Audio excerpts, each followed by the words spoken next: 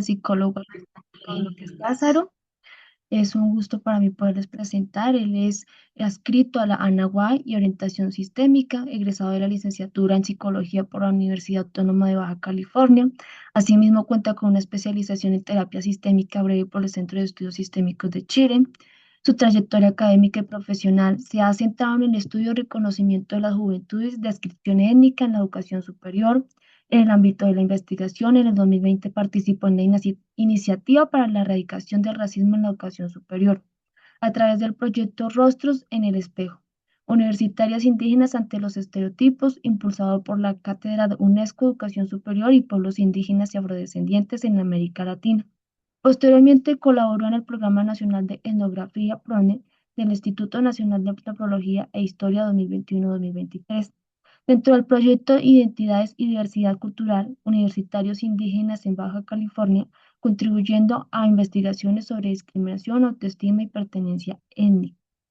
Actualmente cursa la maestría en Antropología Social en la Escuela Nacional de Antropología e Historia, donde desarrolla investigación sobre juventudes, pertenencia étnica, agencia y procesos de reivindicación.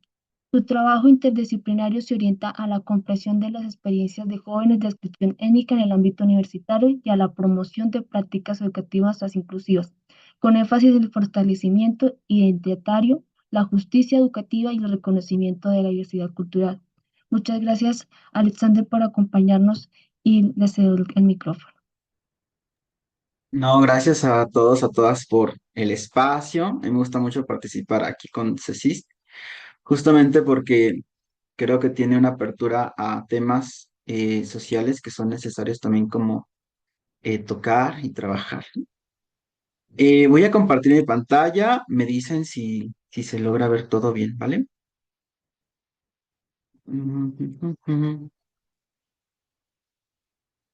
¿Sí se ve? En este momento lo vemos chiquito, hace falta darle presentar. Listo. ¿O sí? Ujú.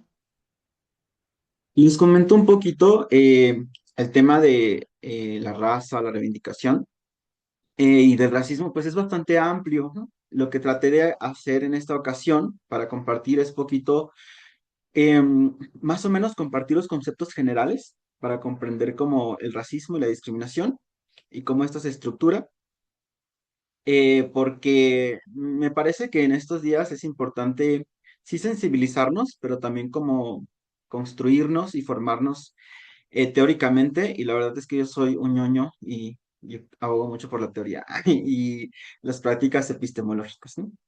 Eh, Me gustaría proceder entonces con esta presentación y si gustan, al final quedamos con unos minutos para algunas preguntas, algunos comentarios, ¿no?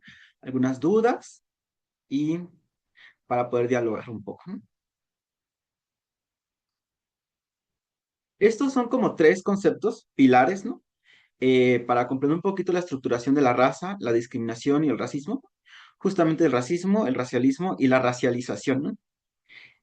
Parecen similares, ¿no? Pero todos comparten algo en común, que es la raíz dentro de pues, lo que denominamos la raza, ¿no? Concebimos entonces que la raza, ¿no? Tiene diferentes propuestas teóricas, ¿no? Pero justamente se construye desde la idea de que hay linajes en común, ¿no? Que hay como estirpes, ¿no? Esa fue una de sus primeras concepciones, ¿no? Y justamente lo que nos dice Waite es que la construcción de la raza es un producto de la modernidad, ¿no? Es una invención conceptual que justamente ha intentado categorizar, ¿no? Estructurar, ¿no? Y construir, algunos dirán, como Aníbal Quijano, los estados-nación, ¿no?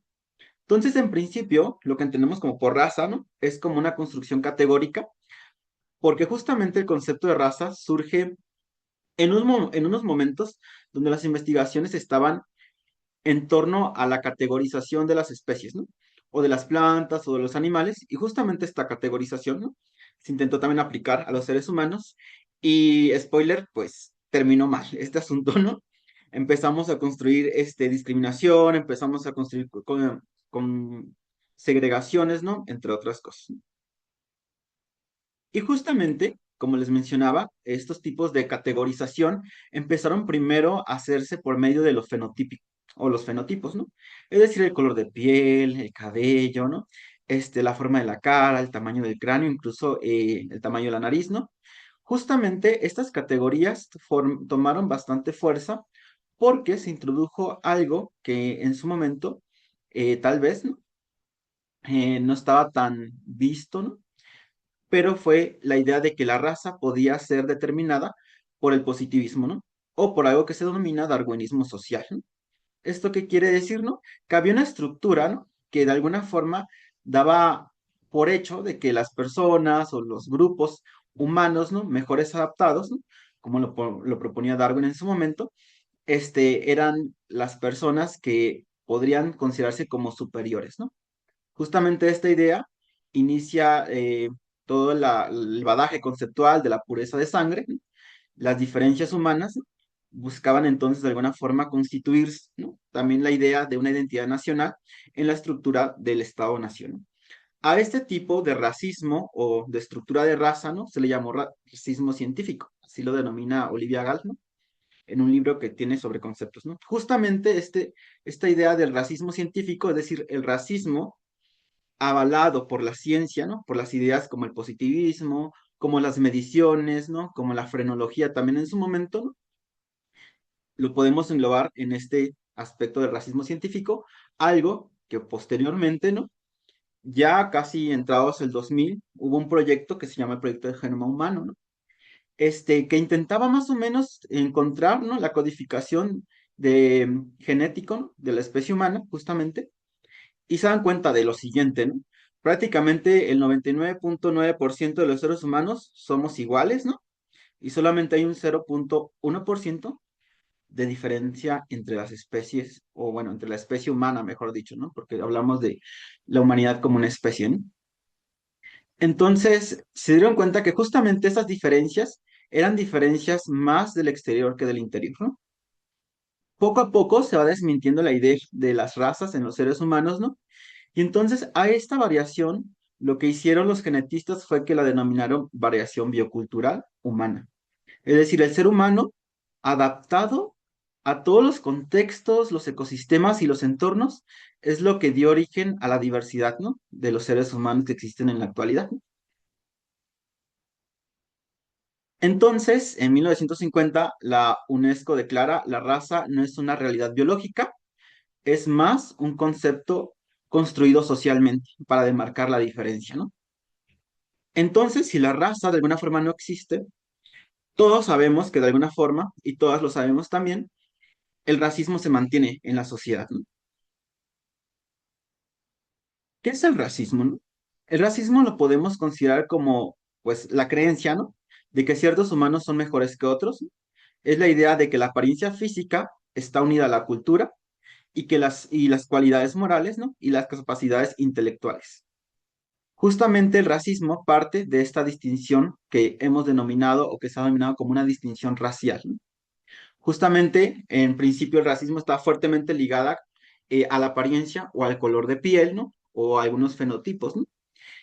La idea del racismo, cuando se introduce, empieza a amalgamarse, ¿no? Con la jerarquía, con el poder, y justamente por eso decimos que el racismo, ¿no? Es esta idea de que algunas personas, ¿no? Son mejores que otras, ¿no? Porque hay una relación de poder y de jerarquía, de dominación y por ende de control, ¿no? Entonces, así podemos definir un poquito el racismo. Pero hay una cosa más, es que el racismo es estructural, ¿no? ¿A qué nos referimos con que el racismo es estructural? Es decir, que el racismo no parte solamente de acciones individuales, ¿no? Sino que hay todo un sistema que lo sostiene, que lo mantiene y que lo reproduce, ¿no? Y en ello toman cabida las instituciones, ¿no? Las instituciones escolares, la familia, algunas iglesias, por ejemplo, ¿no? Es decir, la persona que es racista no es que sea racista porque quiera ser racista simplemente, ¿no? Sino que crece y vive, ¿no? En un entorno que reproduce esas ideas, ¿no? De que hay una superioridad tanto física como moralmente y como de actitudes, ¿no? Por eso decimos que el racismo es estructural, ¿no? Porque la estructura mantiene el racismo, ¿no? Y obviamente lo que genera el racismo es la discriminación. ¿Cómo definimos la discriminación? Aquí normalmente pongo como los conceptos pequeños, acá hay una explicación más larga, ¿no? La discriminación la podemos definir justamente como un acto, un conjunto de prácticas concretas que niegan o limitan la igualdad de trato para una persona o un grupo de personas, ¿no? Creo que de alguna forma la discriminación no necesariamente está ligada con el racismo, ¿no? Podemos hablar de discriminación por género, discriminación por edad, discriminación por disidencia sexual, ¿no? Justamente la discriminación la podemos entender como un fenómeno aparte, pero justamente la discriminación y el racismo pues están muy ligadas, ¿no? Y justamente lo que surge es esto que llamamos la discriminación racial, ¿no? Entonces, lo que entendemos por discriminación racial justamente son formas de discriminación que parten de la creencia o de las convicciones de que ciertas personas son inferiores porque forman parte de grupos racialmente inferiores, ¿no? Es decir, la idea de la raza, ¿no?, está implícito en la discriminación racial. Es un tipo de discriminación muy específica, ¿no? Cada acto de discriminación racista expresa, pone en práctica y mantiene vivo un sistema de poder. Este sistema de poder es el racismo. Pero justamente para que exista el racismo, para que exista la discriminación racial, tiene que haber un proceso, ¿no?, de construcción de la diferencia, ¿no? Hay un texto muy interesante de Apadurai que se llama La construcción de las minorías. Ese libro se los recomiendo, es bastante interesante. Y Apadurai va describiendo cómo se construye la minoría en un entorno donde parece ser que la minoría no es una minoría. Por aquí, por ejemplo, aquí en México, la mayoría somos de tez morena, ¿no? Y justamente la relación que existe con lo moreno, ¿no? O con la gente de color, como mencionan, o con la gente afro, es como de una minoría, ¿no? Cuando la minoría realmente es blanca, ¿no? Por lo menos aquí en México, ¿no? Entonces, por eso Apadurai hace un análisis muy interesante de cómo se construyen estas minorías. Y estas minorías se construyen por medio de la diferencia.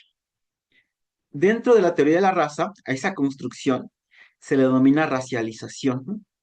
Es decir, la racialización es el atribuir eh, categorías, valores morales, prácticas, ¿no?, a las personas simplemente por su color de piel, por su estrato social, ¿no?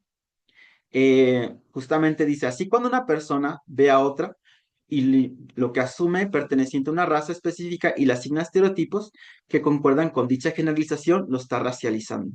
Es decir, pensemos un poco que, mm, por ejemplo, si yo voy caminando por la calle, ¿no? Voy caminando por la calle y de repente yo veo a una persona que tiene el cabello crespo, ¿no? O afro, como le dicen. Y yo pienso que esa persona es sucia, ¿no? La estoy racializando, ¿no? Porque estoy atribuyendo valores, aspectos o categorías a esa persona por el fenotipo o por un tipo de apariencia, ¿no? El hecho de pensar también que los chinos, ¿no?, o que las personas de China son buenas en matemáticas también es un proceso de racialización, ¿no? O pensar que la gente morena es criminal, ¿no?, puede también entenderse como un proceso de racialización. Es decir, construir la diferencia, ¿no?, por medio de estas categorías que están muy entrelazadas con los valores morales, porque justamente describimos quién es bueno y quién es malo, basándonos específicamente en aspectos de apariencia, ¿no? Pero, curiosamente, el racismo se ha mantenido y ya no necesariamente por un aspecto de apariencia física, ¿no?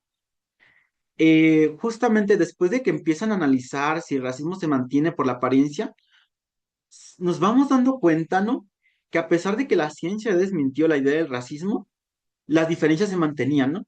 Y la discriminación se mantenía también, ¿no? Y empiezan a los teóricos y las teóricas a conceptualizar este término, que es el racismo de la diferencia. Lo pueden encontrar también como racismo cultural o endorracismo, que curiosamente posiblemente es el racismo que más se presente en nuestras sociedades, ¿no? Y justamente es la idea de discriminar a personas ya no necesariamente por su color de piel, sino por el origen del lugar al que pertenecen. Y que justamente por eso también se construyen categorías. El ser humano normalmente construye categorías, ¿no?, para poder englobar, ¿no?, algún tipo de formas, figuras, especies, grupos, ¿no?, por medio de símbolos, objetos, referentes, ¿no?, o elementos para designar a la diferencia.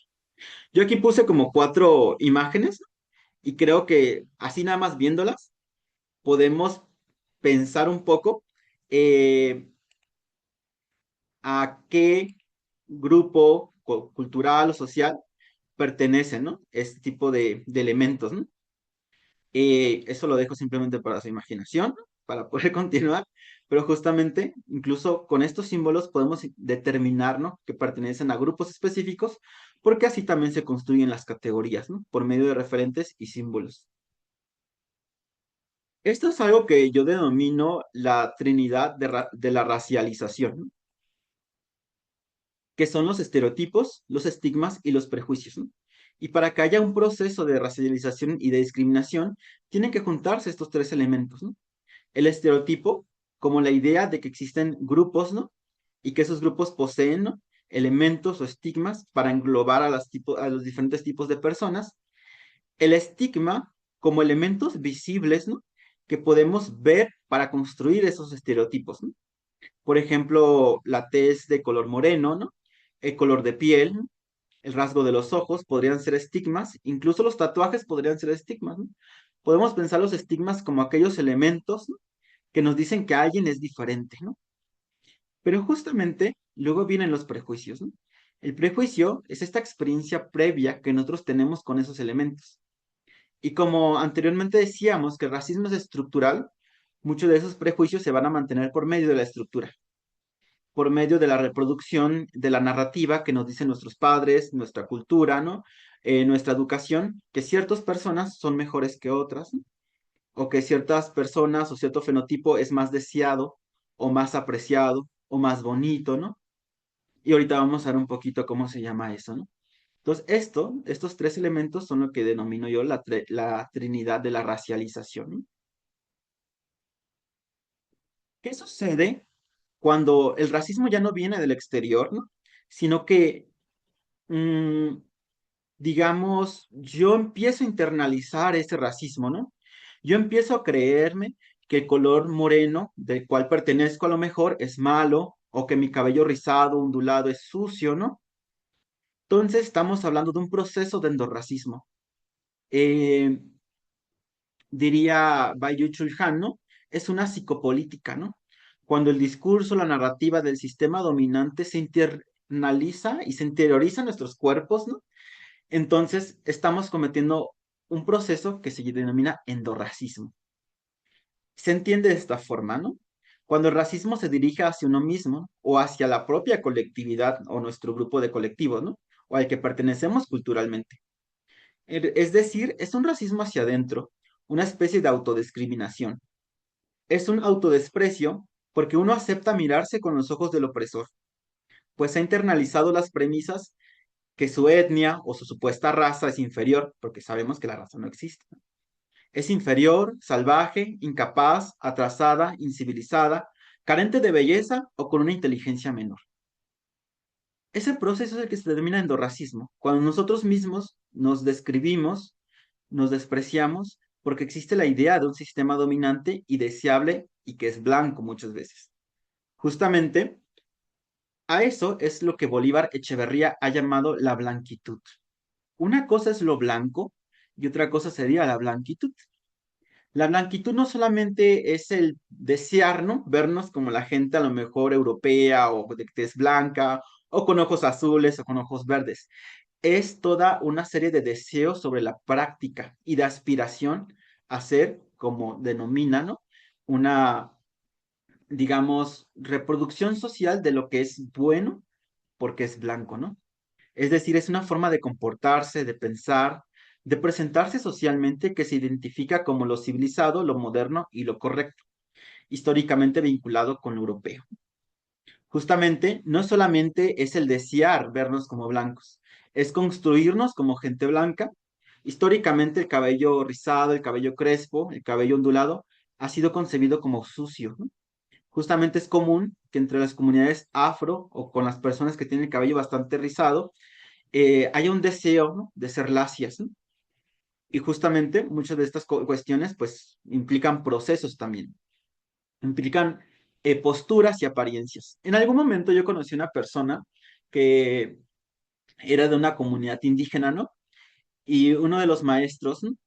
Que en aquel tiempo estábamos como un tipo de internado, le dijo, ¿no? Fuertemente, por favor, ¿no? O sea, aprenda a caminar, perdón, aprenda a comer, ¿no? Con cubiertos, ¿no? Porque normalmente aquí en México las comunidades indígenas comen con tortilla, o la mayoría de las comunidades comen todo con tortilla. La tortilla es un tipo de arepa, ¿no? Es como redondita, hecha de maíz, ¿no? Y no solamente es la blanquitud, no solamente implica la apariencia, sino también lo que consumimos históricamente, lo que leemos como autores, como artículos, lo que consumimos como medios de comunicación también, ¿no? Entonces la blanquitud la entendemos no solamente como el color blanco, sino con todo aquello que rodea, ¿no? A lo que pensamos que es mejor simplemente porque parte o pertenece históricamente a lo que ha sido denominado como blanco, normalmente pues vinculado, como dice el texto, ¿no? O como nos dice Echeverría, a lo europeo. Pero puede pasar lo contrario, ¿no? Cuando las propias personas se atribuyen esos elementos ya no como una condición de discriminación o de desvalorización, sino como un proceso de reivindicación, ¿no? A eso lo denominamos racialismo, ¿no? Es decir, estas personas, ¿no? Mencionan, bueno, si el racismo lo que hace es discriminarnos y segregarnos, pues entonces también puede incluirnos, ¿no? Sin necesidad de construir desigualdades, ¿no? Pueden ser vistas como categorías que incluyen y que pueden percibirse como una fuente de reconocimiento entre iguales. Por ejemplo, el Black Lives Matter, ¿no? Las panteras negras en Estados Unidos, los grupos o movimientos indígenas en, en Brasil, en Colombia, en Chile, en México, ¿no? Que utilizan justamente esos mismos elementos, ¿no? Que los han construido como diferentes para poder reivindicarse, ¿no? A esto es lo que denominamos racialismo, ¿no? Porque parte de la idea de la raza y de que las diferencias existen, ¿no? Y justamente con las mujeres afros en Estados Unidos, ellas empezaron a encontrarse que mucha de su discriminación no estaba dada por ser mujeres, ¿no? Sino estaba dada por ser mujeres y ser mujeres pertenecientes o descendientes a pueblos afro, ¿no? Ellas empiezan a interseccionar, a encontrar, ¿no? E interseccionar todas las diferentes formas de opresión y discriminación y van construyendo ese término, que es el término de la interseccionalidad, propuesta por Crenshaw, quien era una abogada en Estados Unidos, ¿no? Y lo que nos mencionan un poquito es que toda esa discriminación a veces está interseccionada por otros elementos. Por ejemplo, el color, el sexo, la orientación sexual, que no se viven de formas similares, ¿no? Y justamente esta idea parte de las mujeres afrofeministas, ¿no? Que van construyendo su propio feminismo porque no se ven representadas, ¿no? En el feminismo que ellas denominan blanco, ¿no? Entonces van construyendo otros tipos de vertientes, de perspectivas, ¿no? Para construir un conocimiento desde sus propias experiencias, ¿no? A esto es lo que denominamos interseccionalidad. Retomamos un poquito. Racista no es igual a racialista. Lo que hace el racismo es meter la idea de desigualdad, de opresión, ¿no? Y de dominación. Y lo que hace el racialista, ¿no? Es construirse desde la reivindicación y desde la igualdad.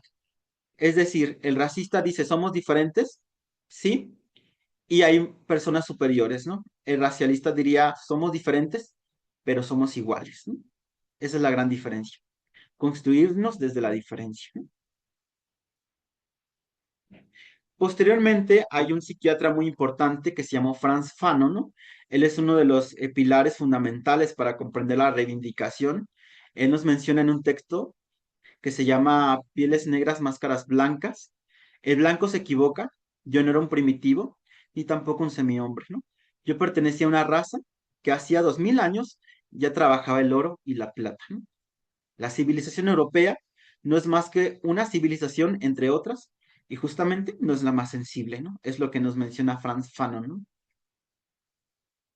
Y me gustaría compartirles, es una mujer afroperuana, ¿no?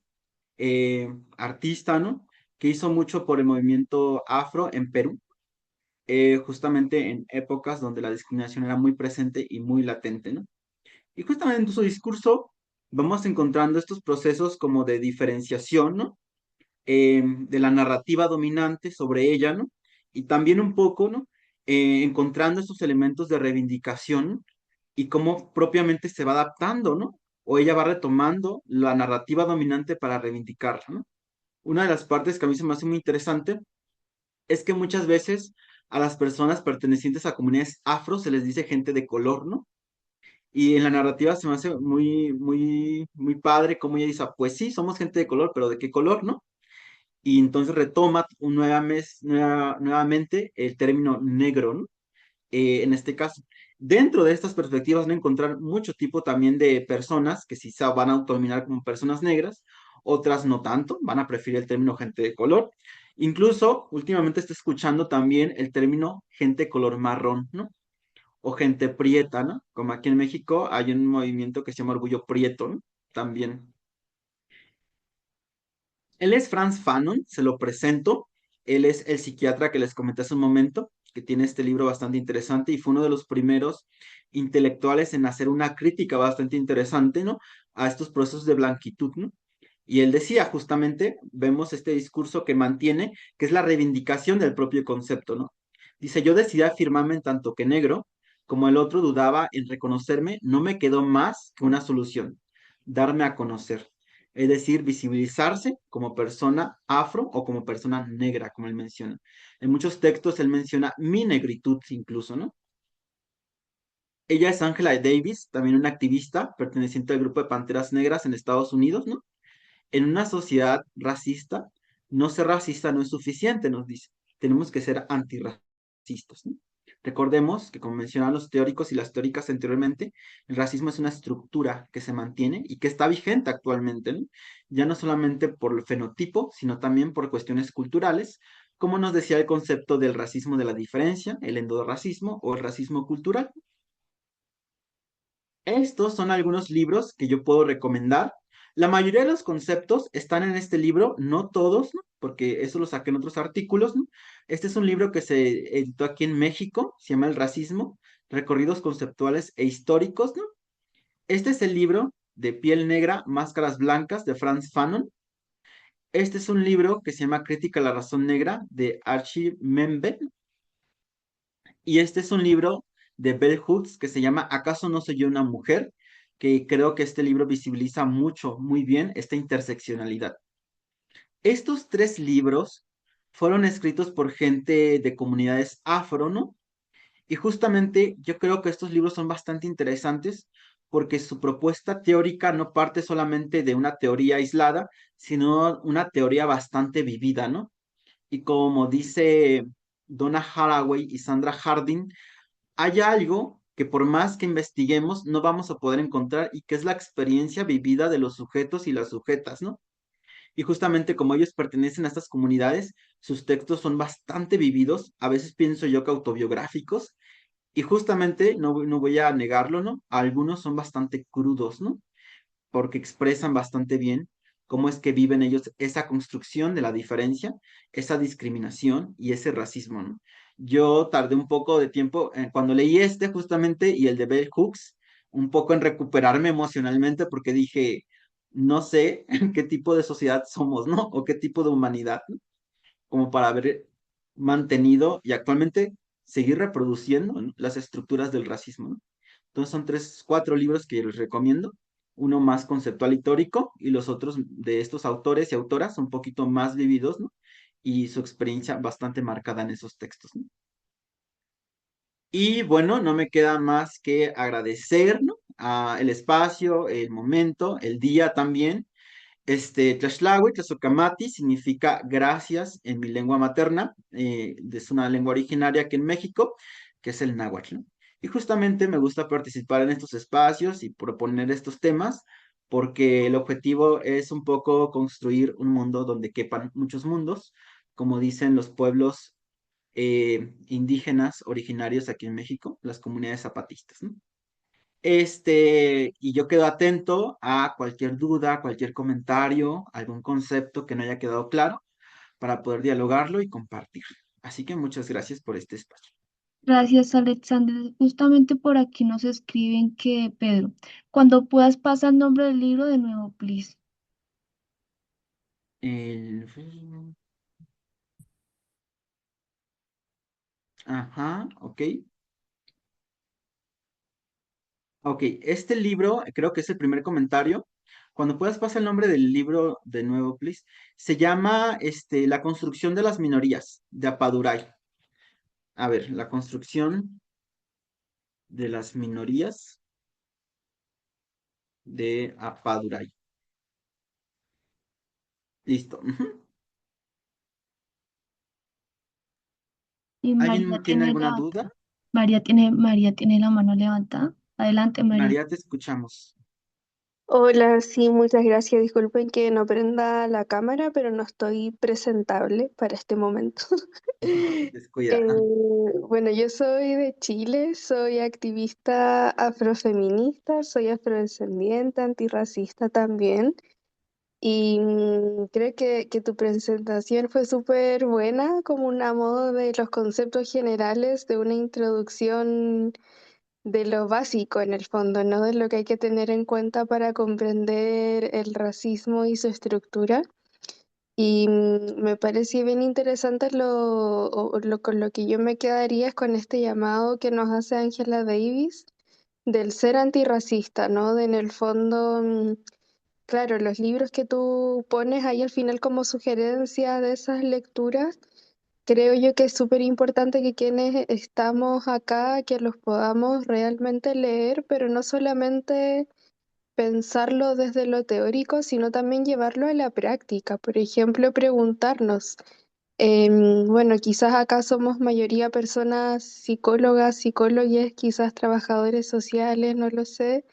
¿Cuántos libros de autores negros, indígenas, afrodescendientes hemos leído en nuestra formación? ¿Cierto? Hay mucha autoría de psicología o incluso de libros de ficción, porque muchas veces también nos quedamos mucho en las lecturas más desde los teóricos o desde la formación del conocimiento de las diversidades culturales, pero también hay mucha producción de novelas, de literatura de ficción, de muchísimos autores, de cuestionarnos también cómo nos relacionamos con personas de distintos pueblos en nuestro cotidiano, si es que atendemos o nos vinculamos en nuestro trabajo con personas afrodescendientes, personas de pueblos indígenas, cómo nos estamos relacionando con ellos, cómo cuestionarnos nuestros prejuicios. Entonces, creo que eso también es algo súper importante también como de analizar y de analizarse uno mismo de una manera bien crítica, pero sin culpa también, ¿no? Entendiendo de que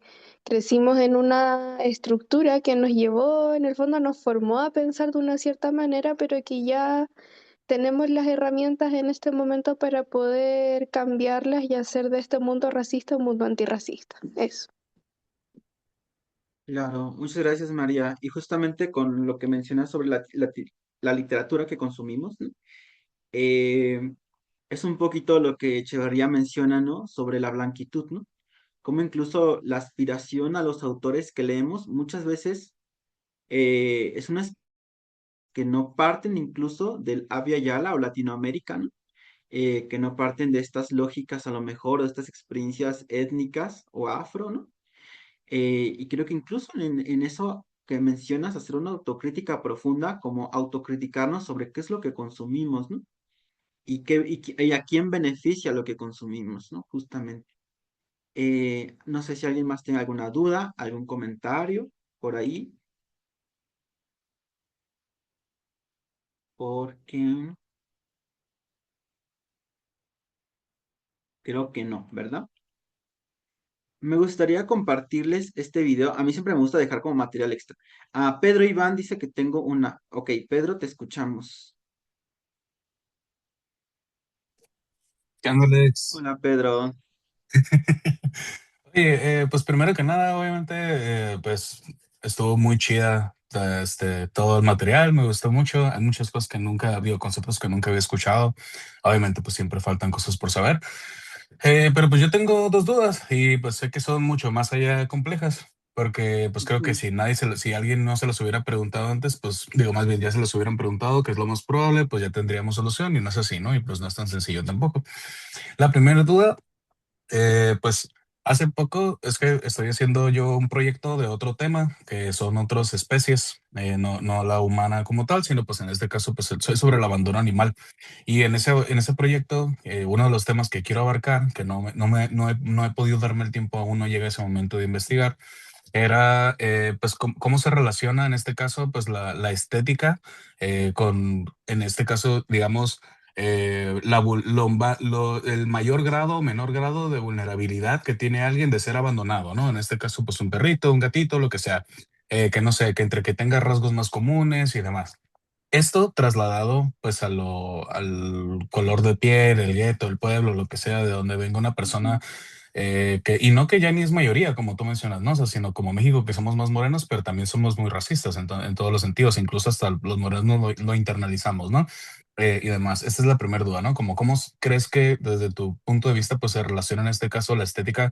Porque una cosa es...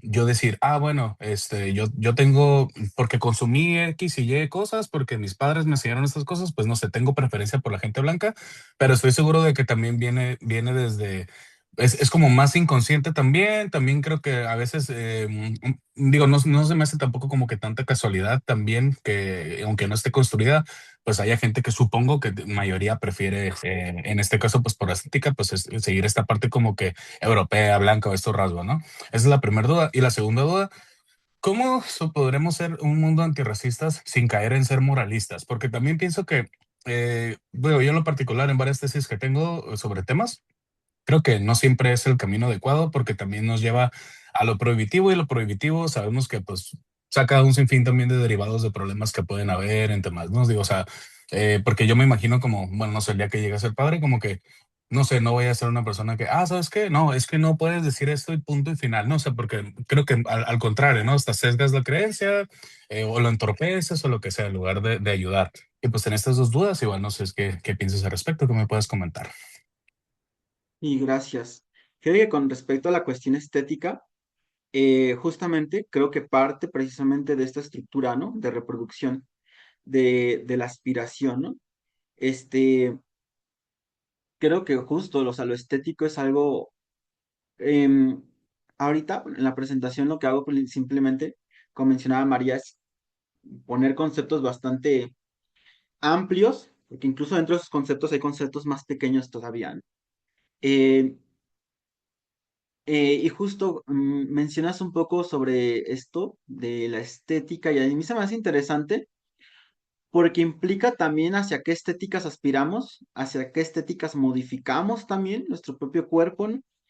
Y mm, hay que considerar, por ejemplo, hablando con comunidades indígenas o con comunidades étnicas, ¿no? Hay una cuestión también estética implícita, ¿no? Entre las propias comunidades que se le asignan sobre, pues, los rasgos faciales, ¿no? Cuando hablábamos un poquito sobre racismo en las clases que tuve, mencionábamos que incluso lo moreno es aceptado, pero no cualquier tipo de color moreno, ¿no? O sea, dentro de las estructuras, por ejemplo, académicas, también se mantiene un tipo de color moreno, ¿no? Que es el moreno aceptado. Si tú ves también en las cuestiones, por ejemplo, de Hollywood, ¿no? O las pasarelas, ¿no? O las modelos de Hollywood o de lo que sea, ¿no? En París, ¿no? Sí que intentan hacer esta inclusión de lo estético en diferentes tipos de apariencias o tonalidades, ¿no?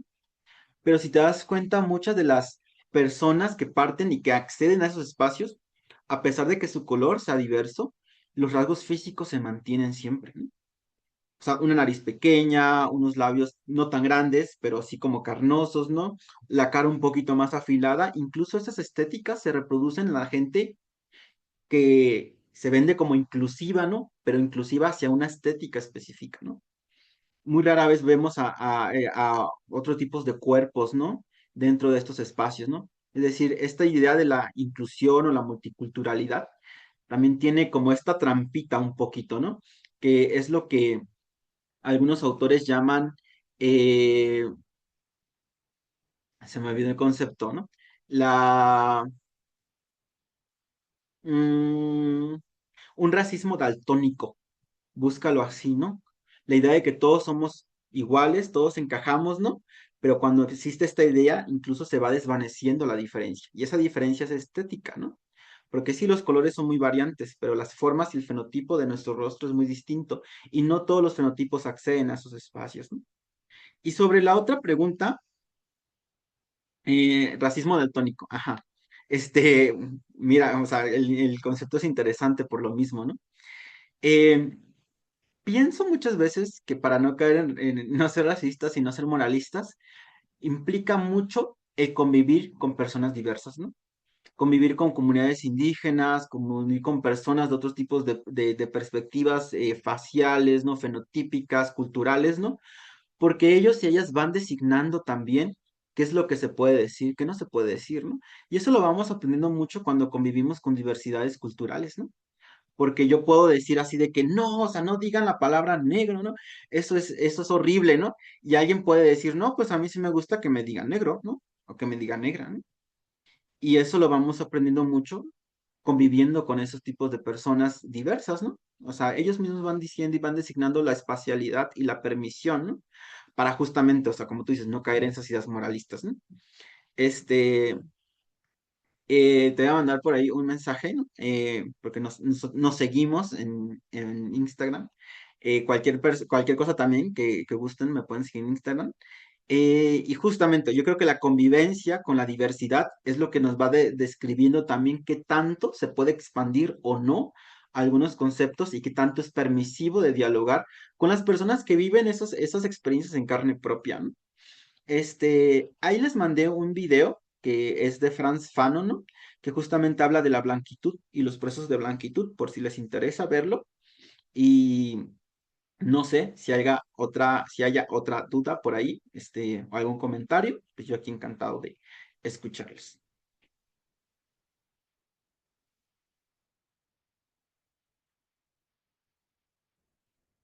Me parece que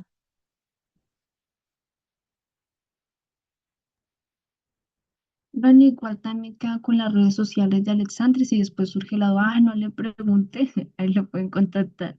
Les comparto, ahí está mi Instagram. sí, muchas gracias, Alexandre. Les comparto también a través del chat de este Zoom el link de asistencia. Por allí podemos dejar nuestros datos para que también nos pueda llegar el certificado. Muchísimas gracias por habernos acompañado. Muchísimas gracias primeramente a Alexander y a todas las personas que estuvimos aquí. Y nos vemos en una próxima ocasión. Chao, chao. Muchas gracias a todos, todas por asistir y a Ceci nuevamente por el espacio. Chao, gracias.